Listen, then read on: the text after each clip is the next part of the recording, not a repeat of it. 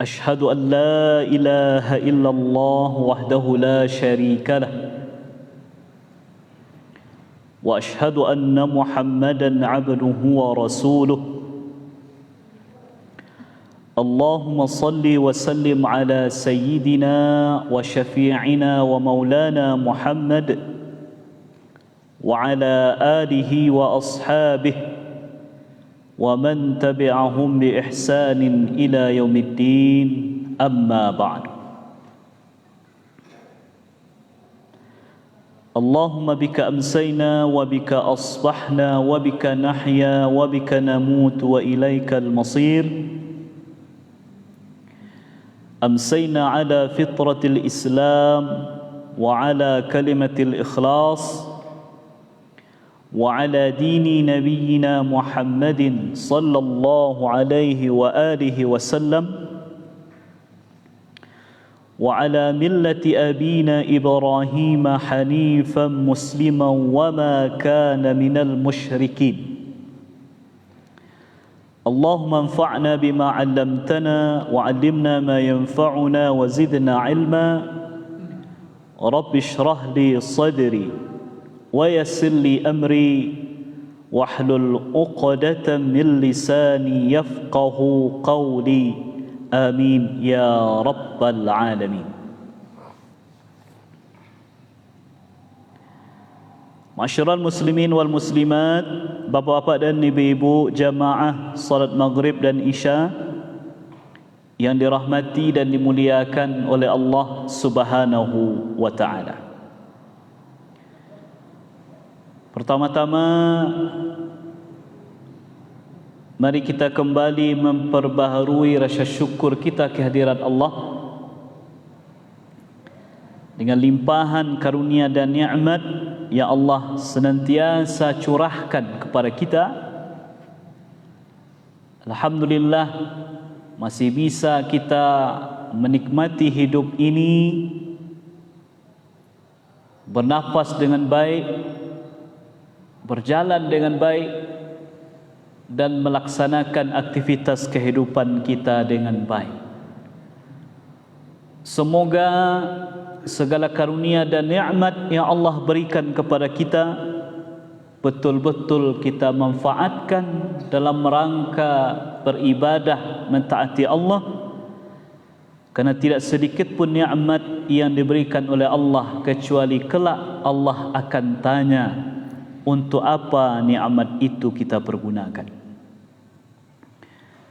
Kemudian salawat beriringkan salam semoga senantiasa tercurah kepada kekasih kita, qudwatun hasanah, contoh terbaik untuk kita, yaitu Nabi besar Muhammad sallallahu alaihi wa alihi wasallam. Semoga dengan memperbanyak salawat dan salam kepada beliau, kita menjadi umat beliau yang dekat hubungannya kelak di akhirat nanti, sebagaimana yang beliau sampaikan, inna awlan nasi bi yawmal qiyamati aktharuhum alayya salatan. Sesungguhnya manusia yang paling dekat denganku nanti, manusia yang paling berhak mendapatkan syafaatku nanti, yaitu seseorang yang paling banyak bersalawat kepadaku. Allahumma salli ala Sayyidina Muhammad wa ala ali Sayyidina Muhammad. Kaum muslimin, di akhirat kelak akan ada manusia-manusia yang mendapatkan kejutan-kejutan. Kalau bahasa kininya mendapat surprise, mendapat sesuatu yang mengejutkan. Yang mengejutkan kedua kategorinya. Ada yang mengejutkan yang menyenangkan hati, ada mengejutkan yang mendukakan hati. Di dunia seperti itu. Di akhirat pun model itu pula. Di dunia ada orang gaib lah bertahun-tahun anaknya merantau tapi tidak pernah pulang. Tiok ditanya bila pulang, banyak alasan. Sibuk kerja lah, tak ada ongkos lah, segala macam.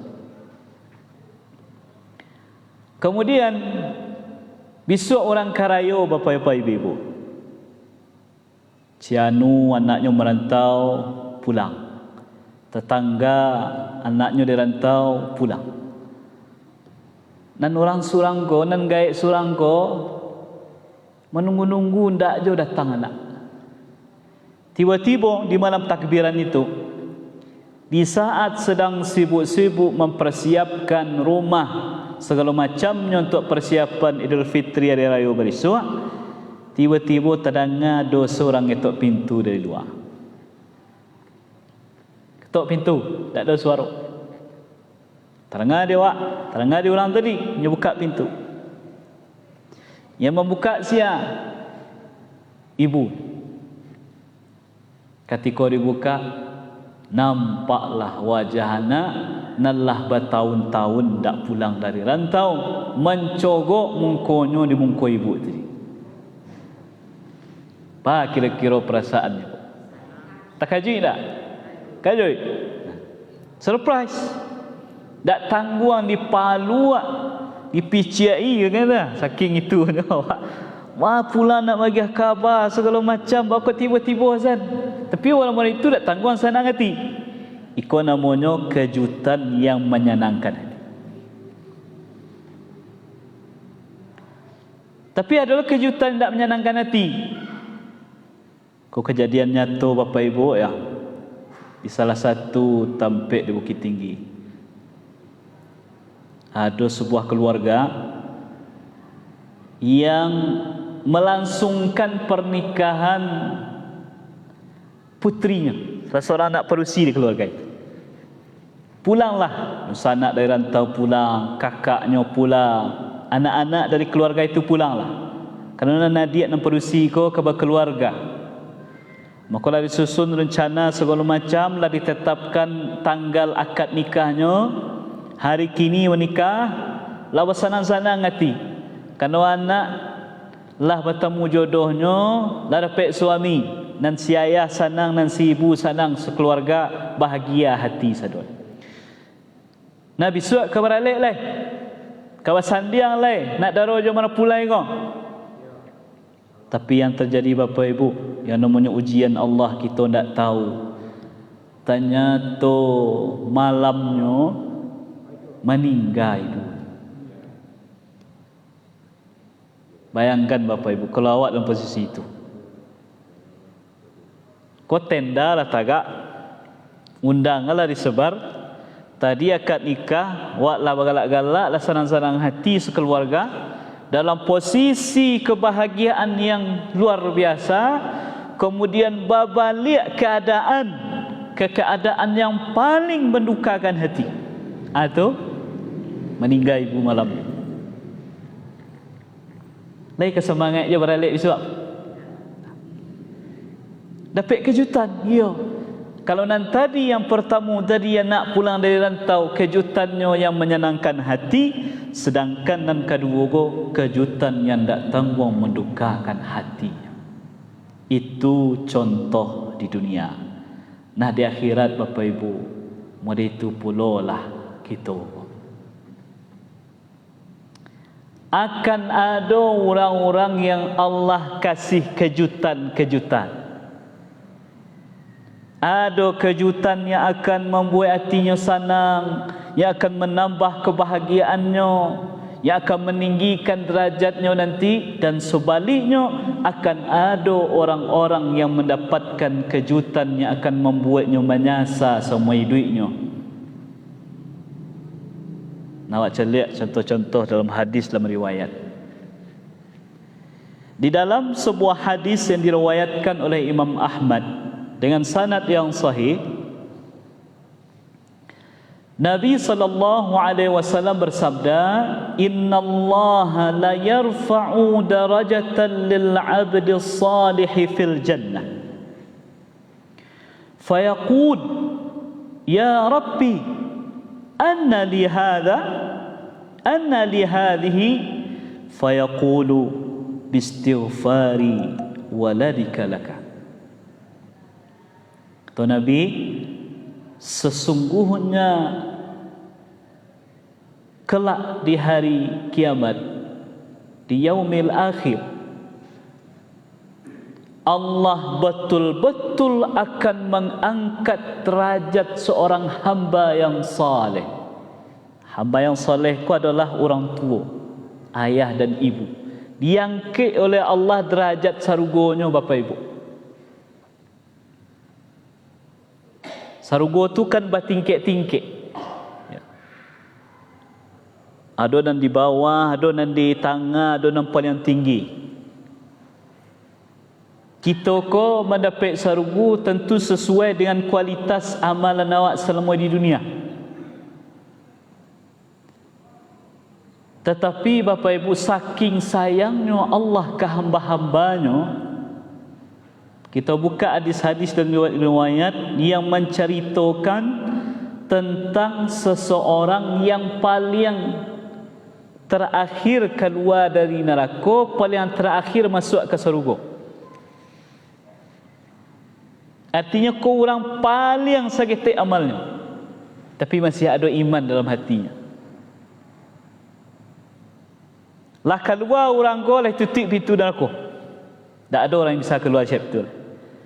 Lah masuknya ke dalam surga, lah tutup pintu surga. Tak ada orang yang bisa masuk ke surga setelahnya. Kerana paling terakhir. Bara kira-kira kadang surganya Bapak Ibu. Diceritakan dalam riwayat itu, cukup panjang riwayatnya.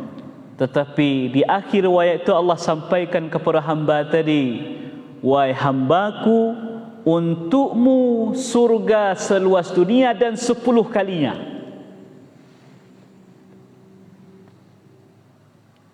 Kita bayang tu Bapak Ibu.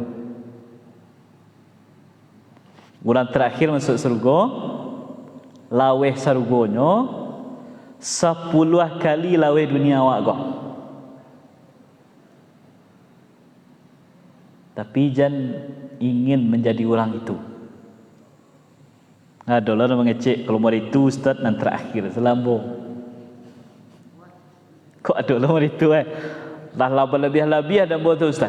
Biarlah terakhir Ustaz. Biarlah ambil malai-malai saya beramal. Kalau ingin menjadi itu harus siap-siap. Harus siap-siap harus siap-siap dibakar dan neraka ribuan tahun. Ini siap awak. Sedangkan siksa paling ringan di neraka itu kecil Nabi, yaitu seseorang yang diberi sendal dari api, dari api neraka itu, baru saja menapak kakinya di sendal tadi langsung menggelegak otaknya. Itu yang paling ringan.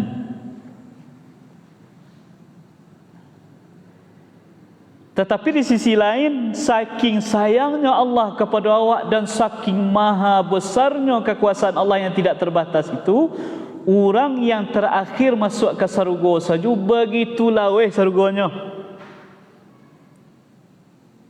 Makanya awak di dunia aku tidak ada segitik Allah ke di mata Allah.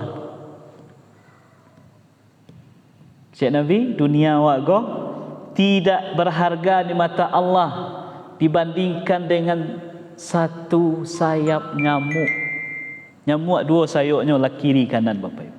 Di patahan cik. Nilai dunia lebih hina dibandingkan itu di mata Allah.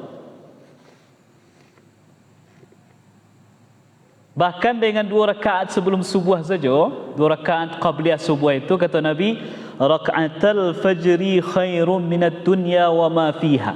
2 rakaat sebelum subuh lebih baik dibandingkan dunia dan seisinya.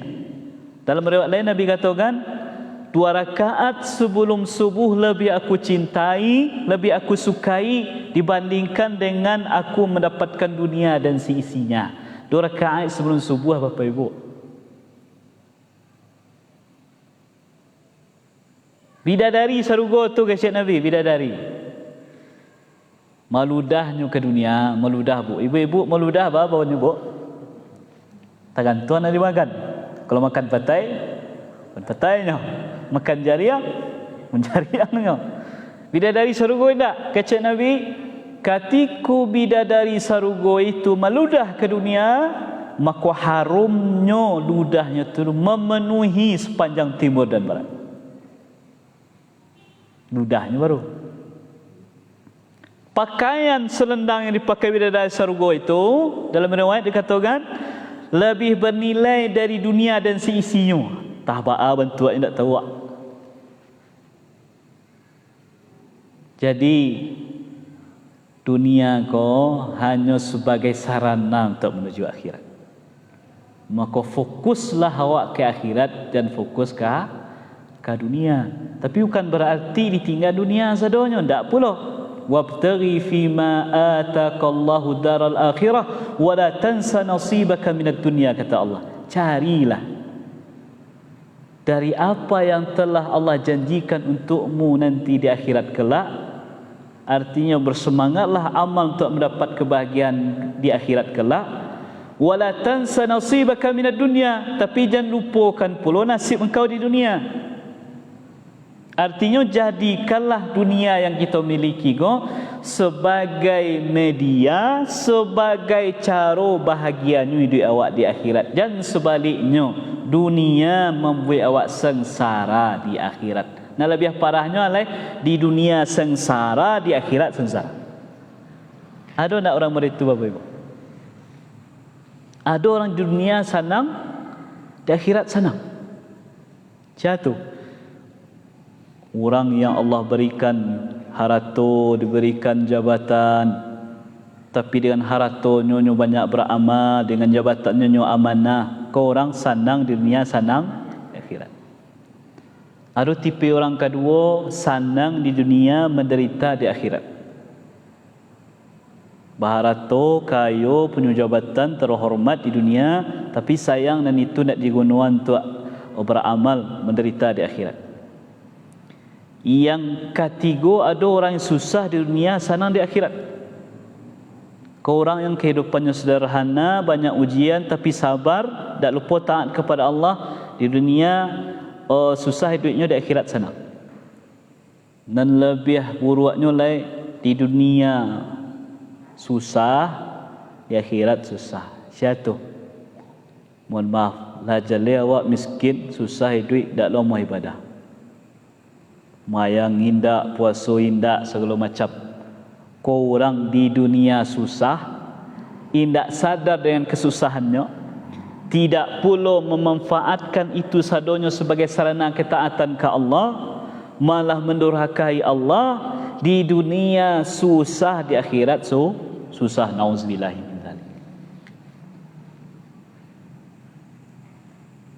Jadi ada orang tu yang diangkat derajatnya oleh Allah, naik. Herannya, bakal heran Bapak Ibu, herannya. Kerana mungkin mengukur dirinya, rasa-rasanya amalan sagetek, puasa sunnah ndak bara, solat sunnah jarang.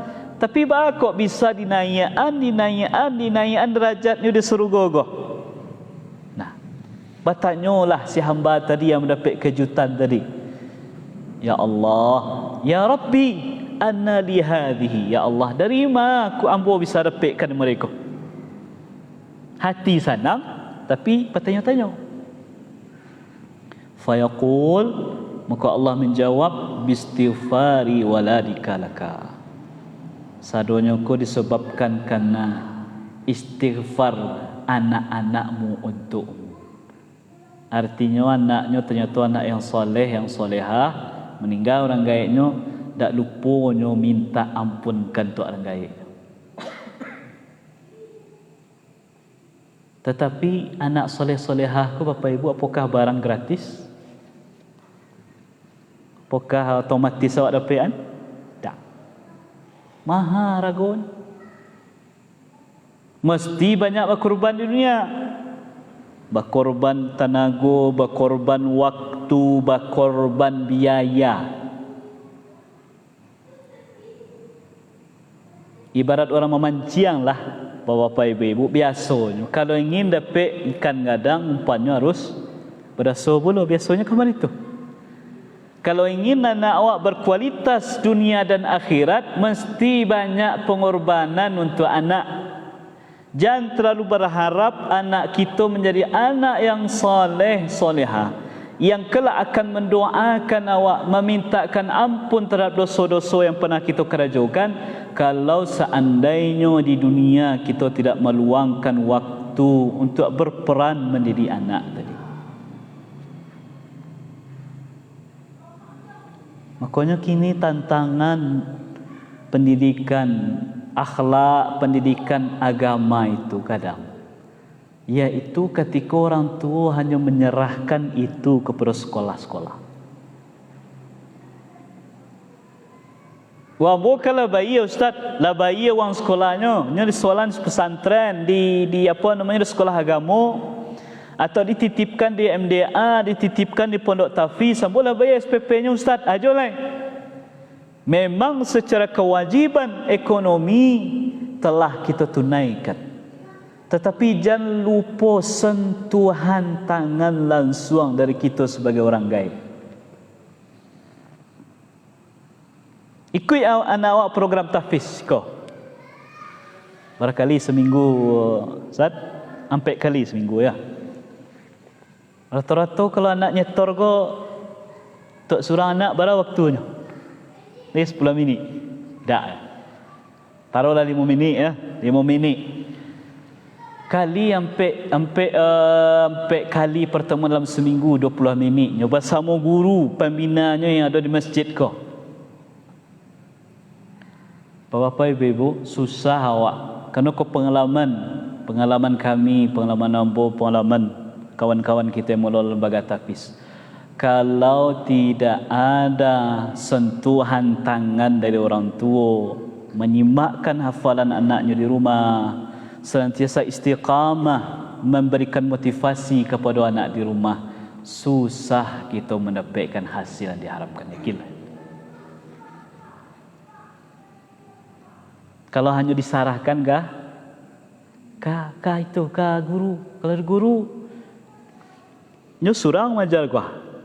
Adolo anak gak 20 orang boleh orang. Waktu paling cuma tu anak ko 5 minit. Na 5 minit ko paling untuk setoran hafalan baru. Lalu bagaimana dengan murajaahnya, tambahan hafalannya di rumah? Kalau bukan peran ayah dan ibu di rumah menyisihkan waktu, susah untuk mencapai hal yang itu harapkan.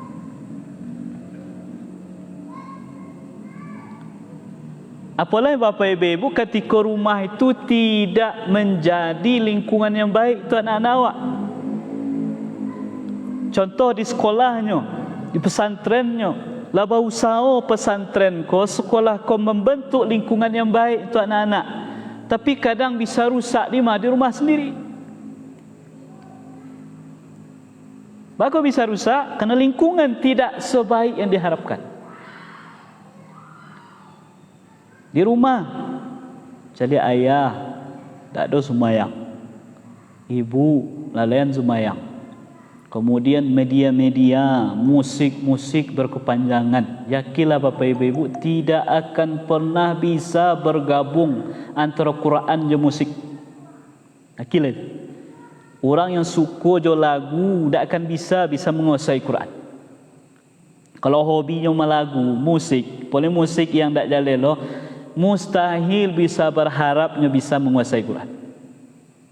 Kalau ibarat awak menggabung air aja minyak, lain bisa bergabung air aja minyak, berpisah tu. Maka perlu ada saling kerjasama.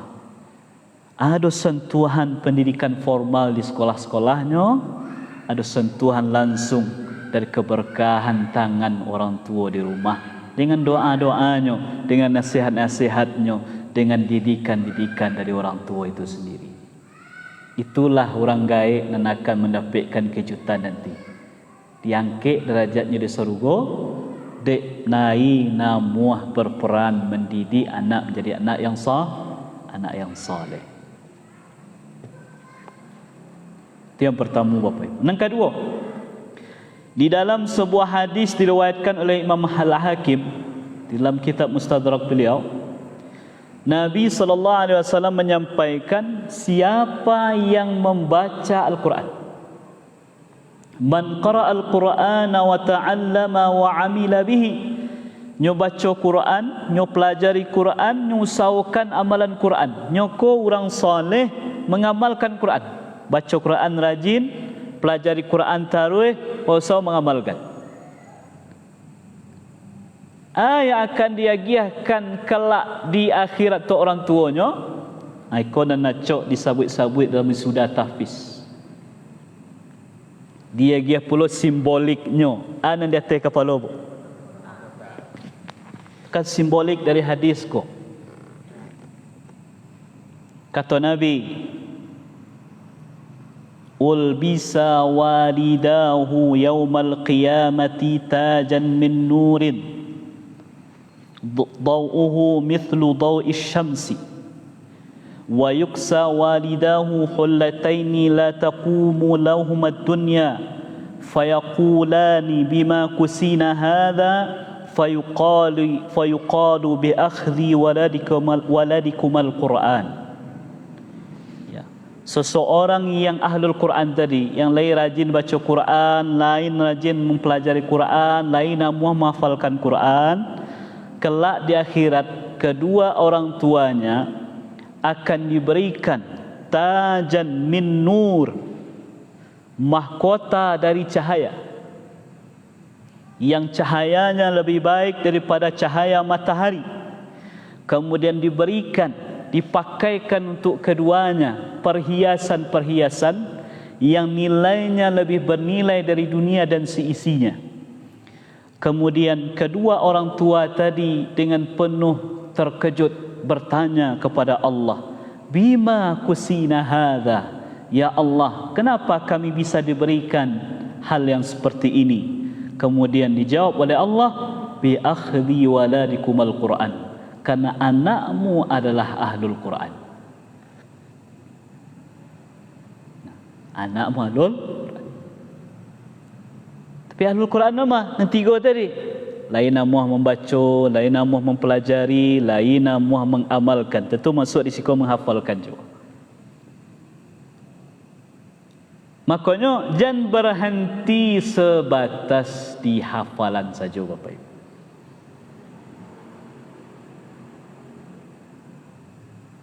Ruh Quran tu nambah usaha awak tanamkan ke jiwa anak. Bara banyak orang gaib mengadu, Ustaz, anak ambo tu nyoyolah ya hafal Quran, hafal juz 30, hafal juz 1, hafal juz 2. Tapi sembahyang subuh hendak tangguang susah menjaguannya. Jo HP ko nak tangguang ikonyo dah. Diambil HP-nya muahlonyo berang kawak. Berarti ruh Quran tu alun menyentuh hatinya.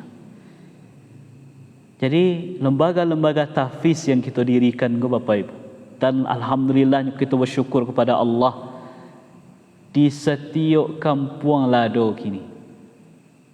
Seminimal-minimalnya kalau boleh kita survei lah kau. Seminimal-minimalnya di setiap negari itulah ada pondok tahfiz.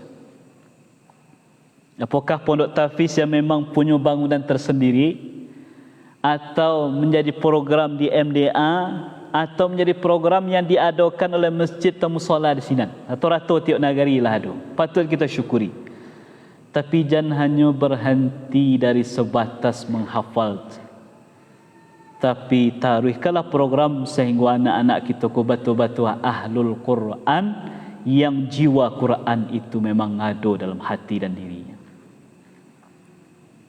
Dan itu tidak terlepas dari peran orang tua juga Bapak Ibu. Ya. Tak mungkin kalau hanya diharapkan ke guru saja, tak mungkin. Mesti ada sentuhan tangan orang tua. Nah, kau contoh orang-orang tua yang kelak dapat kejutan dari Allah. Yang pertama siapa tadi Bapak Ibu?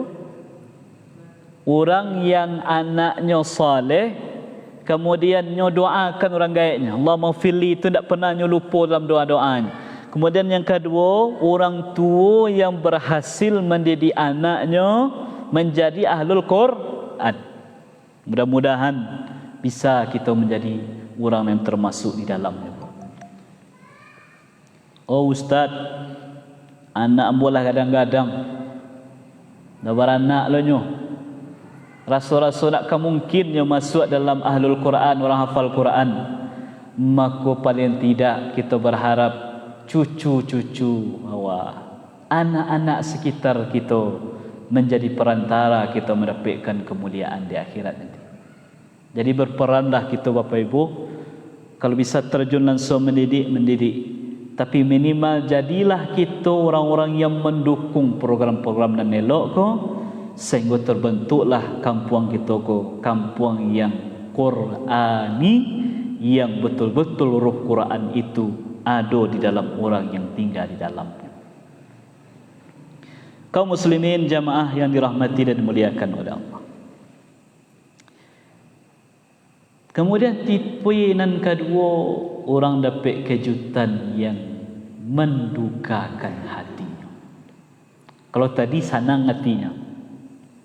Kalau ibarat cerita kau ibu-ibu, istilahnya happy ending. Kalau ibu-ibu nonton filem nonton sinetron, tamat filmnya, tamat sinetronnya, tamat baca buku ceritanya, pemeran utamanya atau tokoh utama di cerita tu senang hidupnya, bahagianya. Tu tipe yang pertama tadi. Kalau tipe yang kedua ko sad ending namanya, akhir hidupnya tragis. Satu kali bertanya Nabi SAW ke sahabat beliau, atadruna manil muflis? Wahai sahabat-sahabatku, lai tahu kalian siatu orang yang bangkrut?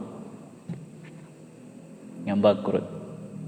Qalu, sahabat menjawab, al-muflisu fina ya Rasulullah man laysa dirhamun lahu wala mata'. Ya Rasulullah, orang yang bangkrut di antara kami itu, orang yang susah itu adalah orang yang tak punya dirham, tak punya perhiasan, tak ada punya piti, tak ada punya perhiasan, tak punya harta. Itu jawaban dari para sahabat. Tapi Nabi menjawab, qala al-muflisu min ummati man ya'ti yawmal qiyamati bi salatin wa saumin wa zakatin.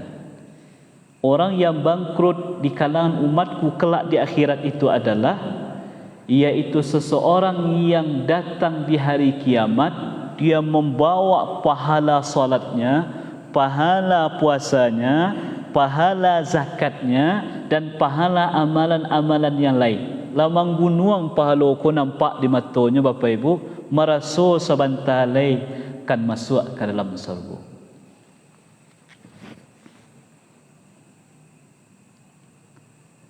Ya, rasa-rasa sebelah kaki lah ada dalam surga. Saking banyak amalan nampak pahalanya. Tapi sayang, Tuan Nabi, qad syataba hadha wa qadhafa hadha wa akala mala hadha wa safaka dama hadha wa daraba hadha. Nya pernah menzalimi orang lain selamanya hidup. Bentuknya disampaikan oleh Nabi, qad syatama hadha, dia pernah mencaci, menghina, merendahkan orang lain. Syatam.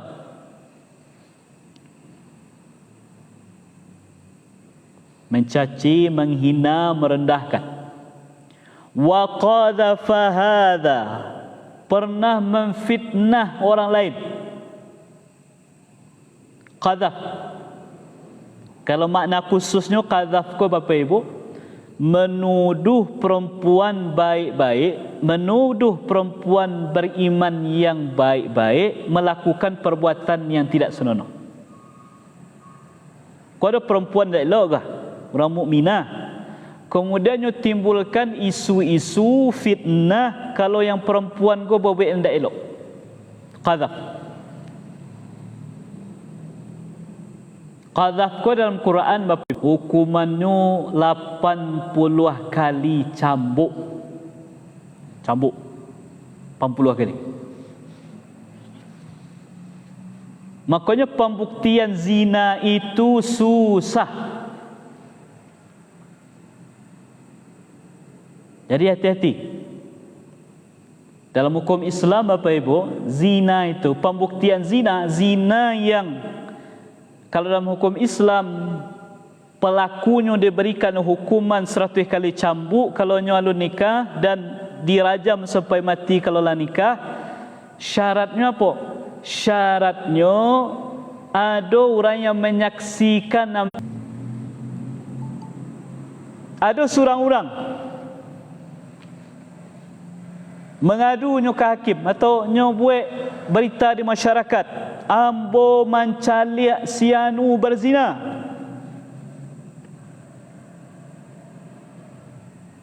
Nah, dibawalah ke hakim ke persidangan.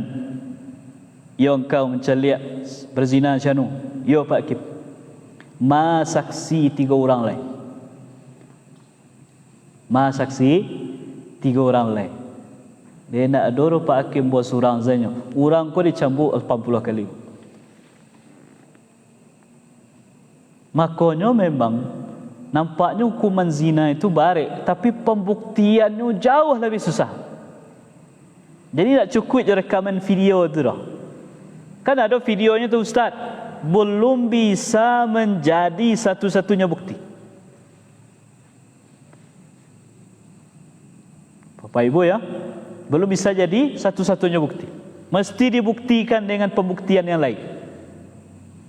Artinya apa? Kalau balik awak ke hadis tadi, balik Bapak Ibu, orang-orang yang niatnya dalam hati hanya menebarkan isu fitnah di tengah-tengah masyarakat, apalagi berkaitan dengan kehormatan seorang perempuan mukminah yang selama kau dikenal perempuan dan elok-elok, kemudiannya fitnah, masuk dalam bahagian orang yang bangkrut kau kecik Nabi. Sayang beribu sayang nan urang ko nan tadi banyak pahalanya ko Bapak Ibu, akala mala hadza, pernah memakan harta yang bukan hartanya, ngambil harta orang. Sekolah masuk orang-orang korupsi, orang maliang. Datanglah orang yang terzalimi di dunia tadi menuntut keadilan. Menuntut, ya Allah, si fulan ko pernah mencaci maki merendahkan ambo ya Allah. Dan orang kedua mengatakan, ya Allah, orang ko pernah dulu memfitnah ambo ya Allah. Dan orang ketiga datang, ya Allah, orang ko membiar harta ambo yang nak minta menuntut. Yang dilakukan oleh Allah Bapak Ibu, diambil pahala orang ko sesuai dengan kadar kesalahannya ke orang tu. Diambil tu syanu, diambil tu syanu, diambil tu syanu. Ketika masih banyak orang di belakang yang menuntutnya, pahalanya lah habis, lah minus pahalanya lah habis Bapak Ibu. Apa yang dilakukan? Kau masih ada orang menuntut, diambil dosa orang yang menuntutnya, diagihan ganya. Awak lah habis pahala gua, bertambah lo dosa dari orang yang menuntut kerana dizalimi. Setelah itu dilemparkanlah dia ke dalam neraka. Thumma turiha finnari, dilemparkan ke neraka. Kau lah orang bangkrut tadi Bapak Ibu. Ibu pernah cari MB bocor bu? Nah, pernah punya MB bocor? Ada MB bocor di rumah? Lain. Kalau awak punya MB bocor, yang mesti dilakukan dulu, ditumbuk atau pokoknya diakalilah caranya MB kau nak bocor. Supaya apa? Supaya air yang kita tuangkan dalam MB tadi tak terbuang zio-zio. Tapi kalau bocor di padian dituang juga air, habis sesurang. Panik sok mesti air. Nah, jadi ada ulama yang memberi ibarat Bapak Ibu dalam salah satu khutbahnya bila sampaikan, jangan menjadi seperti ember bocor itu. Bahan berbocor, maksudnya MB itu adalah diri awak. Air yang dituangkan masuk ke MB adalah amal-amal kebaikan yang dilakukan. Sedangkan lubang-lubang kebocoran-kebocoran yang ada di MB tadi adalah kesalahan-kesalahan yang dilakukan kepada orang lain. Orang yang cerdas Bapak Ibu adalah nyo ndak nyo sekedar maisi MB nyo jua iya, tapi nyo bereskan MB ko dulu. Nyo tutui lubang ko dulu. Artinya kok punya masalah nyo jo orang, kok nyo pernah zalimi orang, nyo akan minta maaf dan keredaan kepada orang tu dulu. Tapi orang yang bodoh adalah orang yang taruh beramal, tapi nan salah kau tak pernah diperbaiki. Nah, ikulah calon-calon orang yang bangkrut di akhirat nanti Bapak Ibu. Mudah-mudahan awak minta maaf, saling memaafkan kau bukan hanya sekadar awak ke puasa, sekadar awak ke Idul Fitri, tapi senantiasa berhati-hatilah kita Bapak Ibu menjaga lisan, menjaga perbuatan, jangan sampai menzalimi, menyakiti orang. Toh kalau seandainya khilaf awak, tak dorong kita baik salah, maka capek-capek perbaiki, minta maaf dan minta redalah kepada orang itu. Jangan menunggu awak meninggal dulu. Ustaz, nanti kan ada jo anak ambo kami minta maaf ke orang. Masalahnya lain tak basi-basi sebikok. Lain ketulus tu minta maafnya. Kemudian orang yang dimintai maaf tu lain ke memaafkannya kalau sekadar hanya formalitas seperti itu. Itu yang perlu fikirkan Bapak Ibu ya. Makanya dicicil-cicillah minta maaf. Diansuan-sualah membersih-bersihkan kesalahan. Sehingga kita berharap nanti menggunuang pahala awak itu memang indah ada dikurang-kurangi oleh Allah, karena kita lah berusaha membersihkan diri awak dari kesalahan yang dilakukan kepada orang lain selama kita masih hidup.